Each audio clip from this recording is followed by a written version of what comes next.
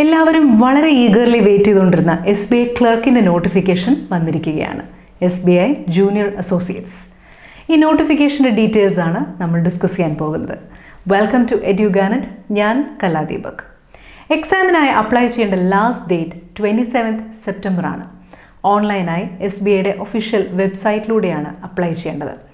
www.sbi.co.in/careers എന്നുള്ള സൈറ്റിലൂടെ. ഈ സൈറ്റിലേക്ക് നമ്മൾ കയറുമ്പോൾ ലേറ്റസ്റ്റ് അനൗൺസ്മെൻറ്റ്സ് എന്നൊരു സെക്ഷൻ കാണാം. അവിടെ ക്ലിക്ക് ചെയ്ത് സ്ക്രോൾ ചെയ്ത് ഫസ്റ്റ് സെക്ഷനിലേക്ക്, ലെഫ്റ്റ് എൻഡിലെ ഫസ്റ്റ് സെക്ഷനിലേക്ക് വരുമ്പോൾ നമുക്ക് SBI ജൂനിയർ അസോസിയേറ്റ്സ് എന്നുള്ള സെക്ഷനിലേക്ക് എത്തും. അതിലൂടെയാണ് നമ്മൾ ഈ എക്സാമിനായി അപ്ലൈ ചെയ്യേണ്ടത്. എലിജിബിലിറ്റി ക്രൈറ്റീരിയ നമുക്ക് ചെക്ക് ചെയ്യാം. ഫസ്റ്റ് ഏജ് നോക്കുന്നത് ആസ് ഓൺ 1st August ആണ്. As on 1st August minimum 20 years and maximum 28 years for general category. OBCക്കാർക്ക് 31 വയസ്സ് വരെയും SC/ST കാറ്റഗറിയിലുള്ളവർക്ക് 33 വയസ്സ് വരെയും എലിജിബിലിറ്റി ഉണ്ട്. വിഡോ ഡിവേഴ്സ് കാറ്റഗറിക്ക് 7 ഇയേഴ്സിൻ്റെ ഇളവുണ്ട്. അതിൽ തന്നെ ജനറൽ കാറ്റഗറിക്ക് 35 വയസ്സ് വരെയും OBCക്ക് 38 വയസ്സ് വരെയും SC/ST കാറ്റഗറിക്കാർക്ക് 40 വയസ്സ് വരെയും അറ്റൻഡ് ചെയ്യാം. ഡിവേഴ്സ്ഡ് എന്ന് പറയുമ്പോൾ those who are not remarried. Education eligibility graduate as on November 30th ആണ്. അതായത് നിലവിൽ നിങ്ങൾ ഡിഗ്രി കംപ്ലീറ്റ് ചെയ്തിട്ടില്ല അല്ലെങ്കിൽ ഡിഗ്രിയുടെ റിസൾട്ട് വന്നിട്ടില്ലെങ്കിലും കുഴപ്പമില്ല. ആസ് ഓൺ November 30th നിങ്ങളുടെ റിസൾട്ടൊക്കെ വന്ന് ഗ്രാജുവേറ്റ് ആവാൻ ചാൻസസ് ഉണ്ടെങ്കിൽ നിങ്ങൾക്ക് അപ്ലൈ ചെയ്യാൻ സാധിക്കും. പേഴ്സൺസ് വിത്ത് ഡിസബിലിറ്റിയുമായി റിലേറ്റ് ചെയ്തിട്ടുള്ള കാര്യങ്ങളെല്ലാം തന്നെ പേജ് നമ്പർ 2 and 3 നോട്ടിഫിക്കേഷൻ്റെ പേജ് നമ്പർ 2 and 3 മെൻഷൻ ചെയ്തിട്ടുണ്ട്. Selection procedure clerical level exam ആയതുകൊണ്ട് തന്നെ നിങ്ങൾക്കറിയാലോ, ഇൻ്റർവ്യൂ ഇല്ല. പ്രിലിംസ് മെയിൻസ് 2 ലെവൽ എക്സാം മാത്രം. പ്യുവർലി ഒബ്ജക്റ്റീവ് ഓൺലൈൻ പരീക്ഷയാണ്.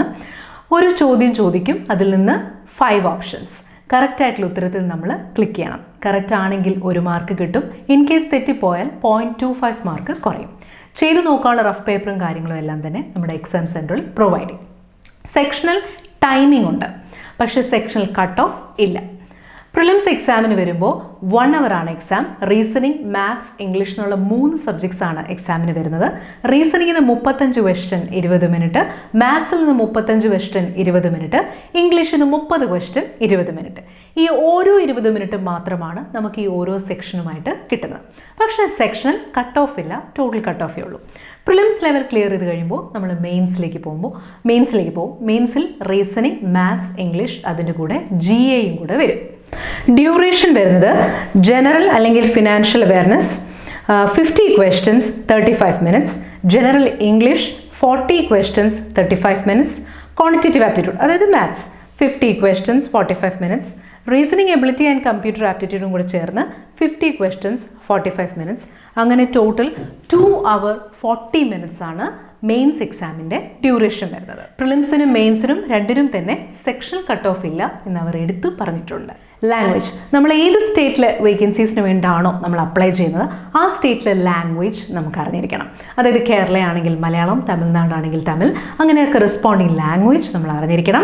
അതറിയാമെന്ന് തെളിയിക്കുന്ന പ്രൂഫ് നമ്മുടെ 10th അല്ലെങ്കിൽ 12th മാർക്ക് ലിസ്റ്റ് ഉണ്ടെങ്കിൽ അത് നമ്മൾ പ്രൊഡ്യൂസ് ചെയ്യണം. നമ്മൾ 10th-ലോ 12th-ലോ നമ്മൾ ഈ ലാംഗ്വേജ്, ആ കറസ്പോണ്ടിങ് ലാംഗ്വേജ് പഠിച്ചിട്ടുണ്ടെങ്കിൽ അത് നമുക്ക് പ്രൂഫായിട്ട് സബ്മിറ്റ് ചെയ്യാം. ഇനി നമുക്ക് ഒരു പ്രൂഫും തന്നെ അവൈലബിൾ അല്ലെങ്കിൽ നമ്മൾ ഈ ടെസ്റ്റുകളൊക്കെ ക്ലിയർ ചെയ്ത് നമ്മൾ ജോബിന് എലിജിബിൾ ആവുകയാണെങ്കിൽ ഒരു ലാംഗ്വേജ് പ്രൊഫഷൻസി ടെസ്റ്റ് കണ്ടക്ട് ചെയ്യും. ആ ടെസ്റ്റ് നമ്മൾ ക്ലിയർ ചെയ്യേണ്ടതാണ്.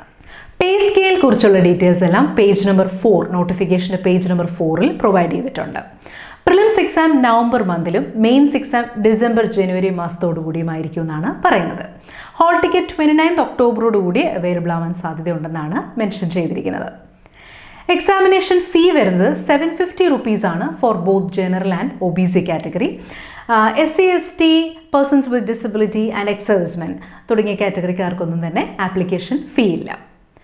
ഇനി നോട്ടിഫിക്കേഷൻ്റെ പേജ് നമ്പർ 5 പോയിന്റ് നമ്പർ 15 ആയിട്ട് ഹൗ ടു അപ്ലൈ എന്നുള്ളൊരു സെക്ഷൻ കൊടുത്തിട്ടുണ്ട്.